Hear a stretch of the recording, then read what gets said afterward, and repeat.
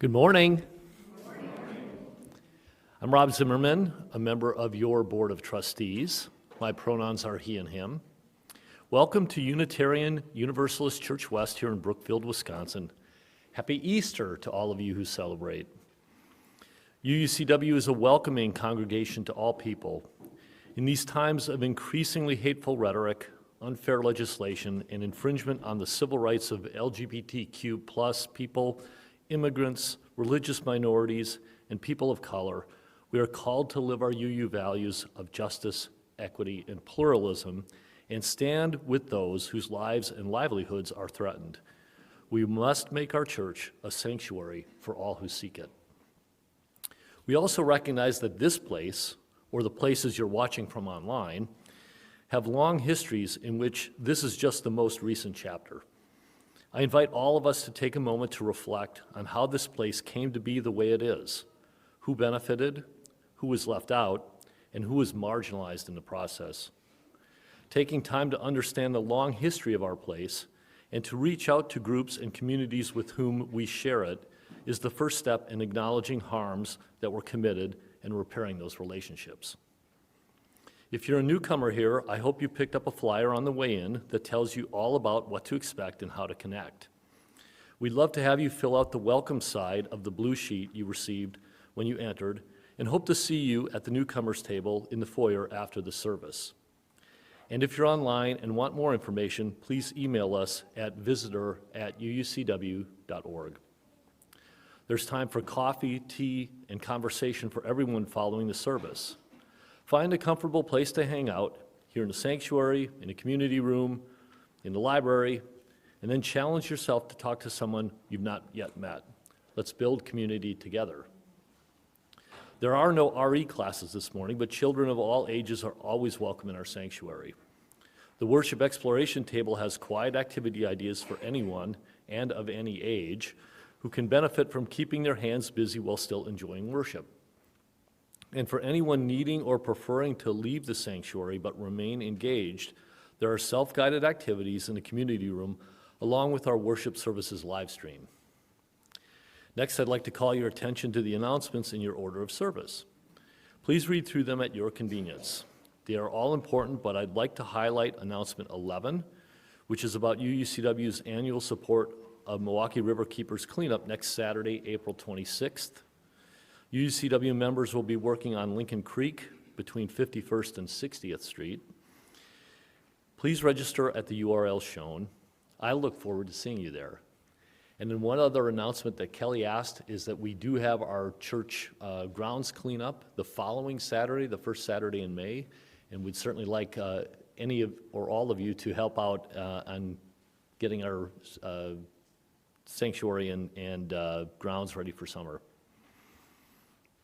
It really is a privilege to have the opportunity to explore and create meaning in the company of others.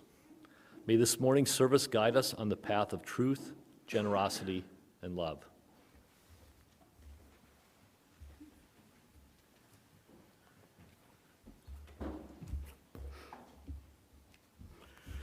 Good morning.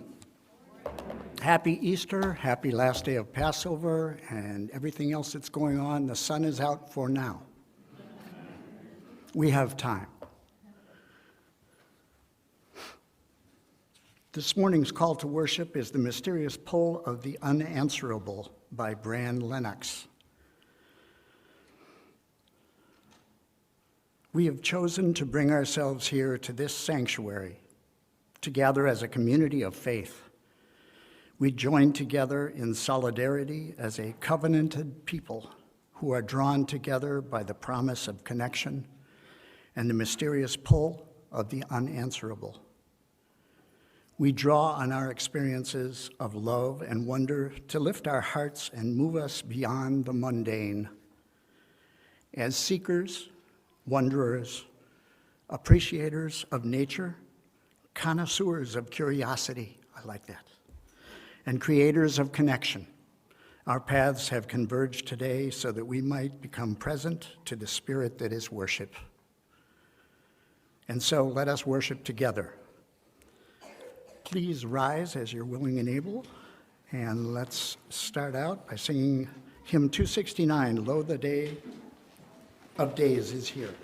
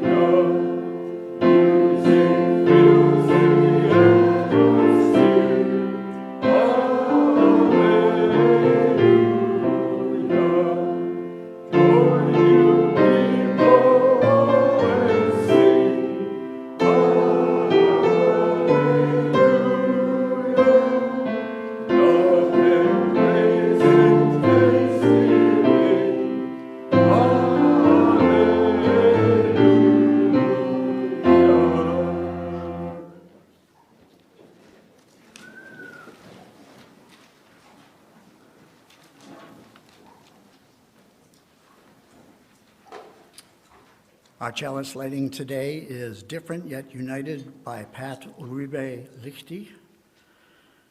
Please read along, and if you're joining us at home, please feel free to kindle your chalice or candle.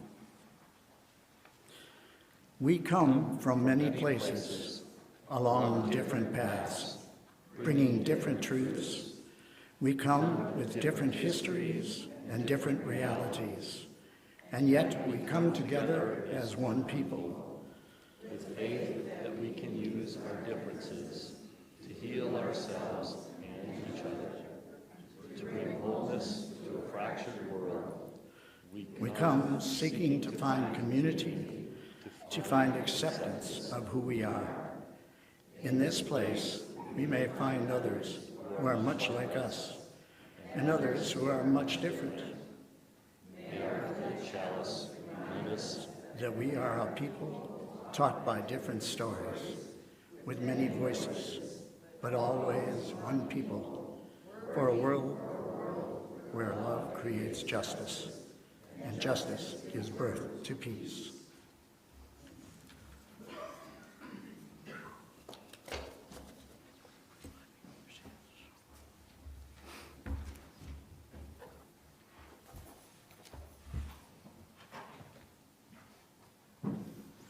Good morning. My name is Eileen Gleason, and my pronouns are she and her. This is our third week of exploring the practice of joy. And this week, with the Christian celebration of Easter in the background, we explore how joy can be found in hard times. To help us get at that, we will be taking inspiration from the well-known and widely used saying, "Rising from the ashes." So this is a story entitled Wisdom Story, the Story the Phoenix Told, written by April Rosario and inspired by the story of the phoenix in Greek mythology. Once upon a time, long, long ago, in a faraway land, there lived a magnificent phoenix. Her feathers glowed with the colors of the sun. beautiful shades of gold, crimson, and orange. Her feathers were so beautiful that the human beings of the land thought she carried pieces of the sunrise on her wings. But she was not only known for her beauty, but for her wisdom as well. And it was her wisdom that the people of the land turned to one dreadful year. You see, that was the year a great storm swept through the land, leaving destruction in its wake. Full of despair, the people went to the phoenix seeking her guidance. "Great Phoenix," they asked, "whatever shall we do? How can we find hope when everything feels lost?" The phoenix responded by telling them a story. "This is the story of how I came to be," the phoenix began. "Long ago, in my very first life, I lived in a land of eternal spring. The days were gentle and the nights were calm. My feathers were colorful, but not as colorful as they are now, and my strength was less than it is now. One day, the land was struck by a great fire. Flames consumed everything in their path, including the tree that held my nest. I fought to escape, but the fire was relentless. It consumed me, and in the blaze, I felt the searing pain of being burnt and turned to ash. Yet, as the fire burned, something extraordinary happened. What I thought was my last breath filled my lungs with a new strength. And with that newly discovered inner strength, from the ashes I began to stir. Slowly I emerged, reborn. And as I looked at my feathers, I saw that the fire had not destroyed them, but made their color more vibrant than before. Over the years, this happened over and over again, with the pain of the fire not destroying me, but leaving me stronger and more beautiful than before. And so, friends, said the phoenix, I ask you this. As you look around at your own destruction, are you sure that the rubble is all you see? And with the phoenix's story and question filling their mind, they looked again at the destruction and rubble around them.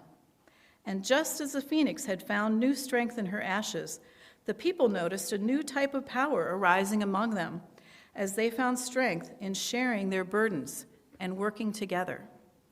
And just as the phoenix watched the fire make her feathers even more beautiful, the people slowly noticed a new and more beautiful type of love arise between them as they realized that they didn't need to heal and recover all on their own.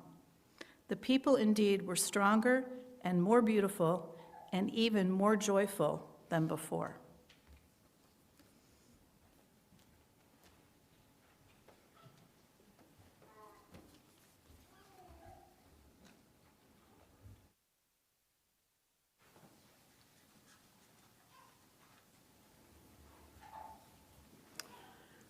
We enter now a time for sharing of joys and sorrows that touch our individual lives. One way to express through ritual the many ways that we care for one another.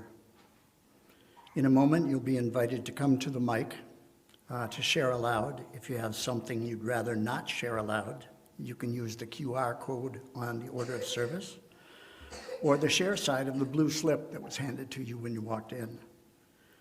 Please know anytime during the week, you can use the e-line link for the e-news to let us know what's on your heart.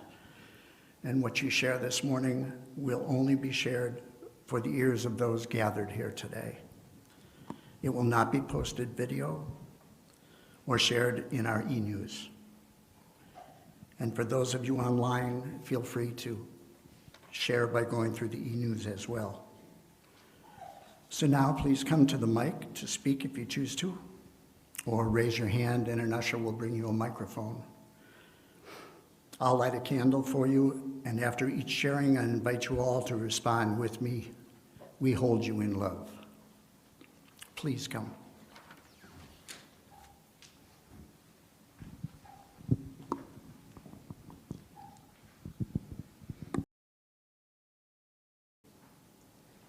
I'll light one last candle,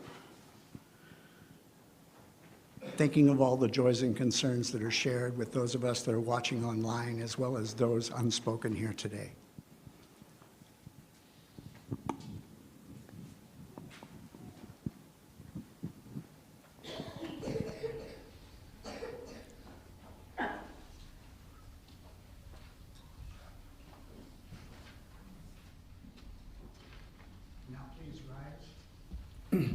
Thank you, Vicki.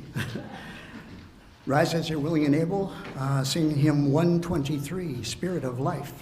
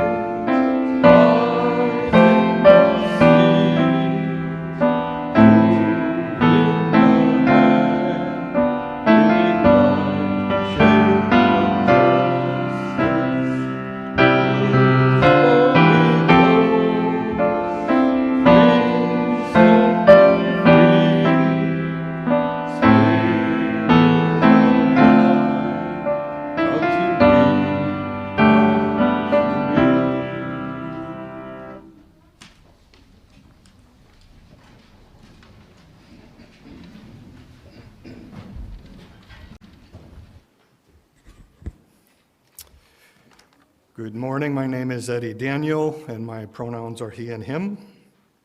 Our second reading is a poem entitled Compass by Amanda Gorman.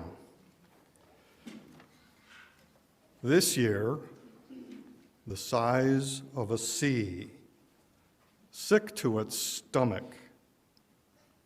Like a page, we are only legible when we open to each other. For what is a book if not foremost a body, waiting and wanting, yearning to be whole, full of itself? This book is full of ourselves. The past is one passionate déjà vu, one scene already seen. In history's form, we find our own faces, recognizable but unremembered, familiar yet forgotten. Please, do not ask us who we are. The hardest part of grief is giving it a name. The pain pulls us apart like lips about to speak. Without language, nothing can live at all, let alone beyond itself. Lost as we feel, there is no better compass than compassion. We find ourselves not by being the most seen, but the most seeing.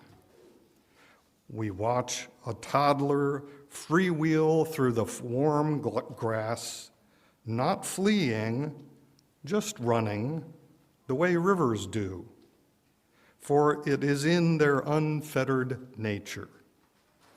We smile, our whole face cleared by that single dazzling thing. How could we not be altered?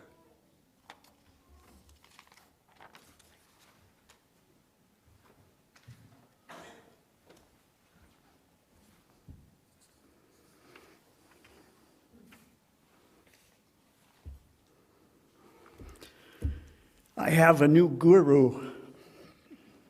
Her name is Shanira. It's the name of an angel.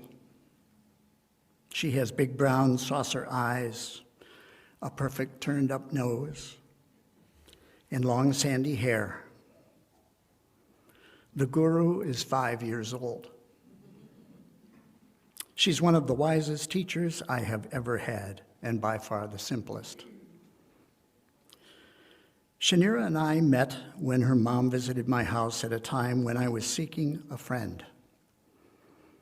From the moment I met this guru, I was impressed by her unwillingness to be fooled by the seriousness of the world. When she entered my home, she was not the least bit interested in routine conversations on age, weather, or what she did in school today. Instead, she went right for the Muppet puppet, peeking out in the corner underneath the kitchen counter. Shanira and I have become best buddies, traveling companions of a sort. I don't feel that I have much to teach her in the way of information, but my delight in being with her is a gift to both of us. It's a very natural relationship. One night, Shanira and I were sitting on the couch and I was reading her a bedtime story. "What are you going to do when you get up tomorrow morning?" the guru asked. "As soon as I get up, I will meditate." "Oh," she responded, "then what?"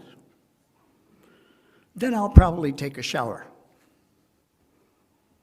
"Then what?" "Then I usually do my yoga." "Then what?" The child was persistent. "Okay, I'm game.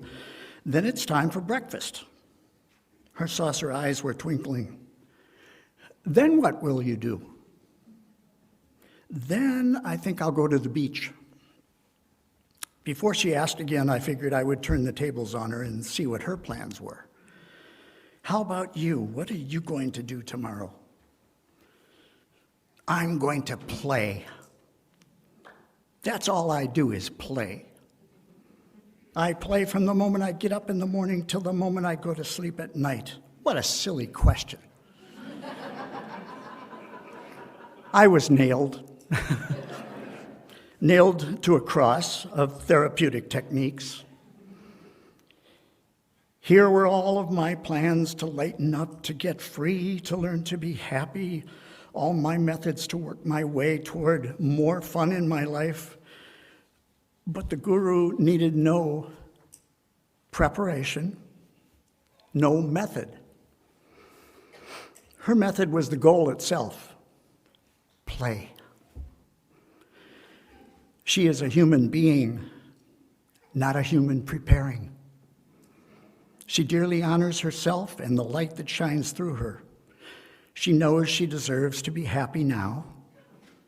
Perhaps that is why guru is spelled G-U-R-U. I learned the same lesson from a friend of mine who is a Unity minister. I asked him, "Bob, how do you make your important decisions?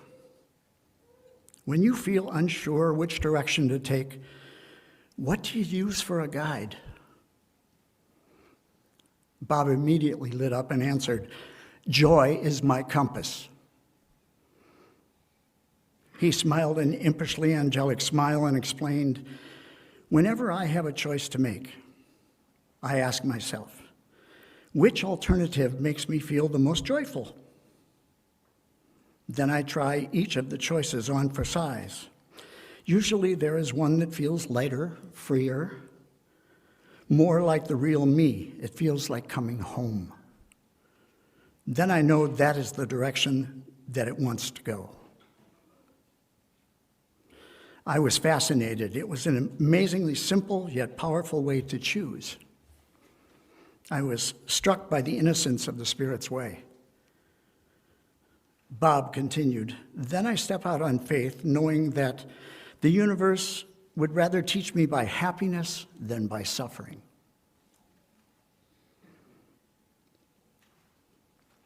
I've been following the joy voice for a long time now, and I have never been sorry. I know that it leads me through life to my highest good by lighting up the path of my best interests with joy. What a marvelous way to live. I love the idea. It cut quickly through the intellect and proceeded directly to the heart. Since that day, I have adopted joy as my compass. And I have found that it does indeed work. Following the joy has been the most direct way to fulfilling my life's purpose.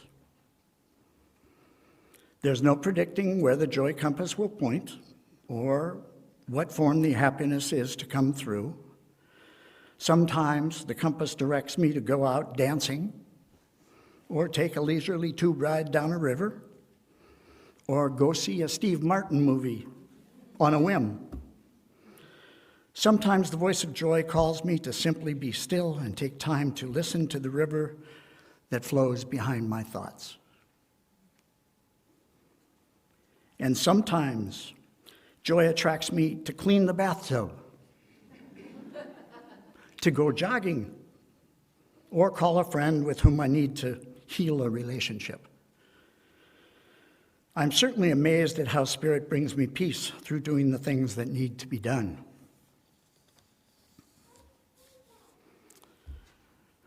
Perhaps next to our calendar, computer, or mirror, we should keep a joy compass. We have so many other guides, gurus, reminders of what we need to do. There are tons of books, hordes of psychic consultants. They read our orbs and our auras, and an endless array of methods and trainings to assist us in finding our way to our highest good.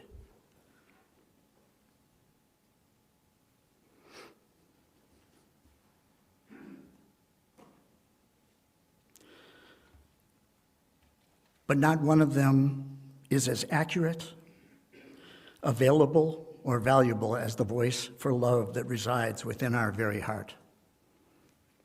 Even the best of gurus can do no more than remind us of what we already know. It's time for us to remember how powerful we really are and start living our lives more fully. Many of us have been students long enough.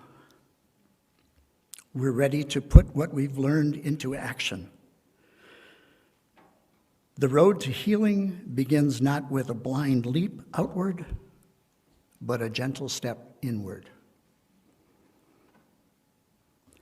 Nothing in the outer world can match the quality or integrity of what you and I already know.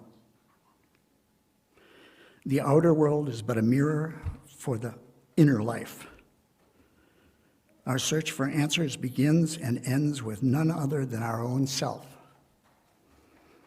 And the most direct way to discover that self is to follow the path of joy. May it be so.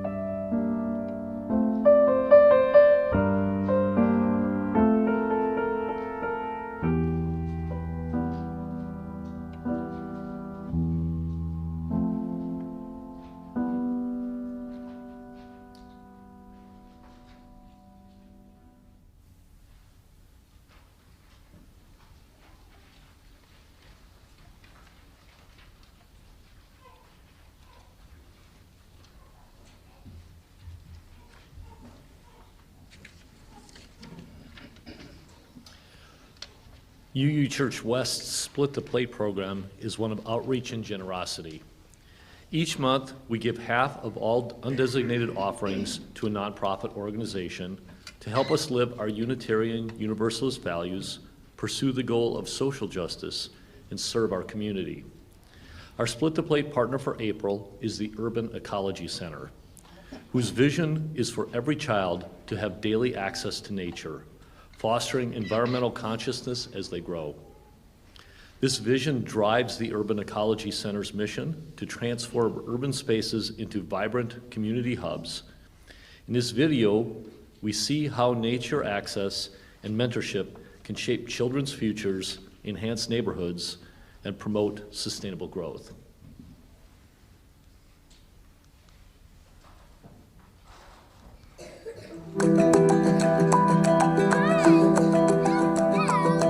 Imagine if every child on the planet had consistent access to nature every day in every season of every year of their life. Then imagine if that child had an interest in an adult that demonstrated positive behavior towards that land. They love the land together. Research shows that if you have those two things, consistent contact to land and a mentor in your life, what happens is you develop, as you grow, an environmental ethic, meaning you behave in accordance with the dictates that our environment has around us. That's a big deal. If we could get every kid on the planet to do that, many of the environmental conditions that we face today simply wouldn't be. Imagine if every urban household had a park nearby to engage in nature in this way. Imagine what that does to the social context of the neighborhood. We go into high-crime, challenged urban areas where we, with the community, revitalize the park. We organize cleanups, start running field trips, and the park quickly becomes an asset for positive change in the student, the neighborhood, and the city. We've done this in Milwaukee over the course of 2 decades, replicating the Urban Ecology Center model 3 times in 3 diverse neighborhoods, serving tens of thousands of students and community members each year.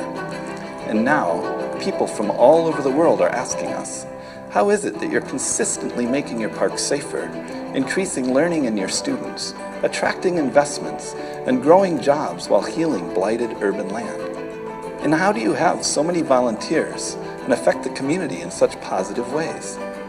Well, in response to that question, we wrote a book called Urban Ecology, A Natural Way to Transform Kids, Parks, Cities, and the World.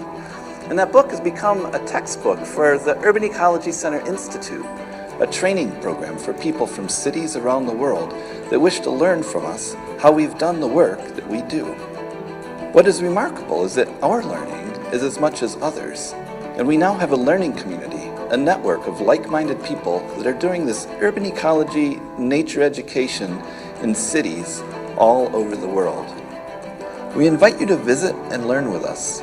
Join our movement as we continue our vision of ensuring that every urban child in our city has nature education as part of their core. And now with your engagement, every child in the world can have this too. Imagine.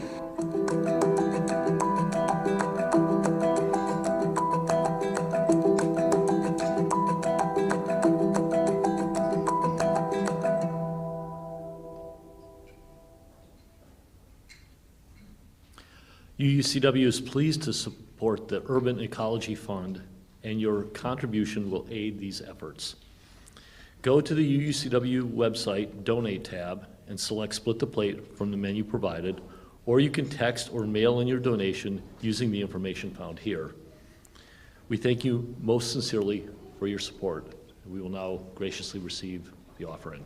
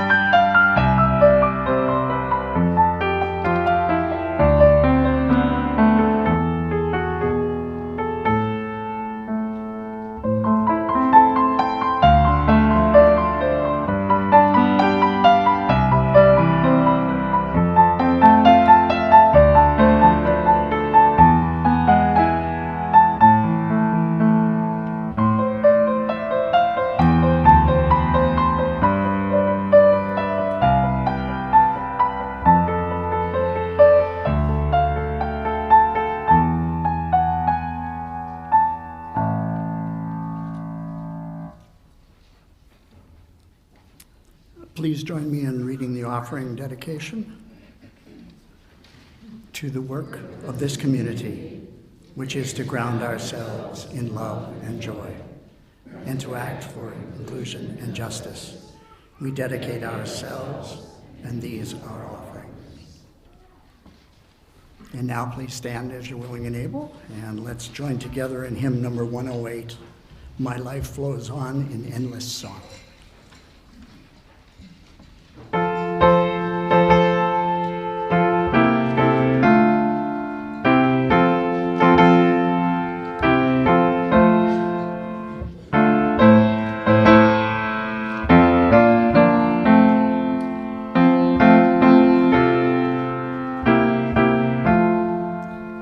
My life flows on in endless song of comfort's land and nation. I hear the wheel go far off him, and in the new creation.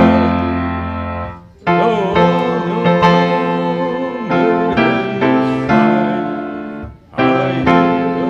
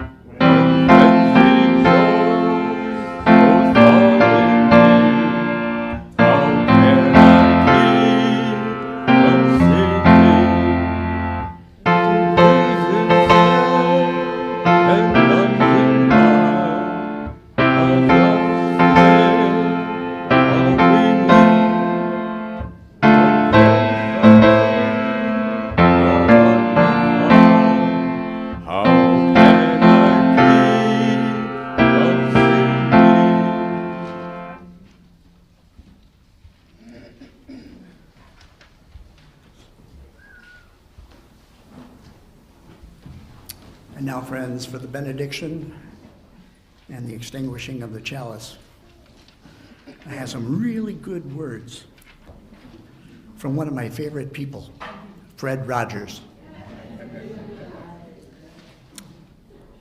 He said, "There are 3 ways to ultimate success.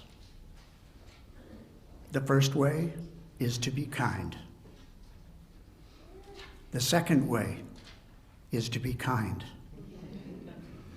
And the third way is to be kind." Have a great day.